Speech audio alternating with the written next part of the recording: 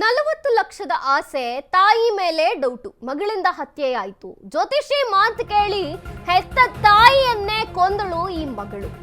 40 ಲಕ್ಷದ ಆಸೆಗೋಸ್ಕರ ತಾಯಿ ಮೇಲೆ ಡೌಟು, ಮಗಳಿಂದ ಹತ್ಯೆ. ಜ್ಯೋತಿಷಿ ಮಾತು ಕೇಳಿ ಹೆತ್ತ ತಾಯಿಯನ್ನೇ ಕೊಂದಳು ಈ ಮಗಳು. ಮನೆ ಬ್ಯಾಂಕ್ನಲ್ಲಿ 40 ಲಕ್ಷ ಎಗರಿಸಲು ಮರ್ಡರ್ ಆಗಿದೆಯಂತೆ. ತುಮಕೂರು ತಾಲೂಕಿನ ಅನುಪನಹಳ್ಳಿಯಲ್ಲಿ ಈ ಕೃತ್ಯ ಆಗಿರುವಂಥದ್ದು.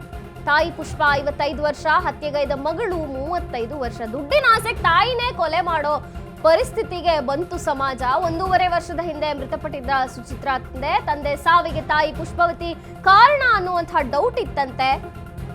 ಸಾವಿನ ಬಗ್ಗೆ ತಿಳಿಯೋಕೋಸ್ಕರ ಆನ್ಲೈನ್ ನಲ್ಲಿ ಜ್ಯೋತಿಷಿಯ ಸಂಪರ್ಕ ಮಾಡಿದ್ಲಂತೆ. ತಂದೆಯ ಸಾವಿಗೆ ನಿಮ್ಮ ತಾಯಿ ಮಾಟ ಮಾಡಿಸಿದ್ದಾಳೆ.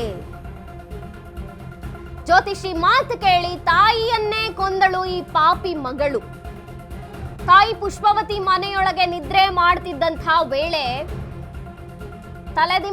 ತಲೆದಿಂಬಿನಿಂದ ಉಸಿರುಗಟ್ಟಿಸಿ ಕೊಲೆ ಮಾಡಿದ್ದಾಳೆ.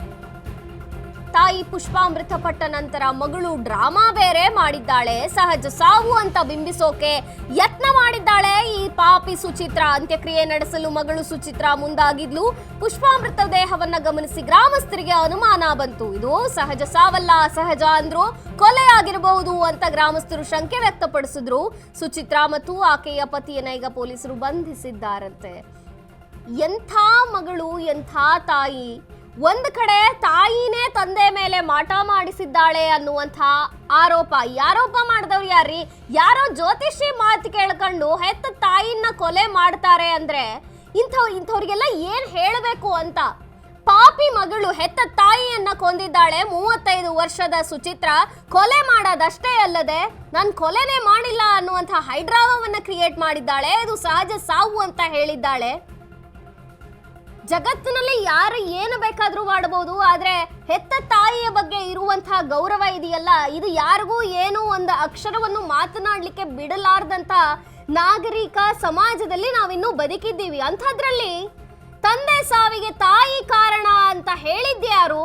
ಸಾಕ್ಷಿ ಕೊಟ್ಟಿದ್ಯಾರು? ಏನಾದ್ರು ಸಾಕ್ಷಿ ಇತ್ತಾ? ಹೋಗ್ಲಿ, ಸಾಕ್ಷಿ ಅನ್ನೋಕ್ಕಿಂತ ಮಾಟ ಮಂತ್ರ ಮಾಡಿಸ್ಬಿಟ್ಟಿದ್ದಾರೆ ನಿಮ್ಮ ತಾಯಿ ತಂದೆ ಮೇಲೆ ಅಂತ ಯಾರೋ ಜ್ಯೋತಿಷಿ ಕೂತ್ಕೊಂಡು ಎಲ್ಲೋ ಜ್ಯೋತಿಷ್ಯ ಹೇಳಿದ್ರೆ ಅದನ್ನೇ ನಂಬ್ಕೊಂಡು ಹೆತ್ತ ತಾಯಿಯನ್ನ ಕೊಲೆ ಮಾಡುವಂತ ಮಕ್ಕಳಿದ್ದಾರಲ್ಲ ಈ ಸಮಾಜದಲ್ಲಿ, ನಾಚಿಕೆಯಾಗಬೇಕು ನಿಮಗೆ.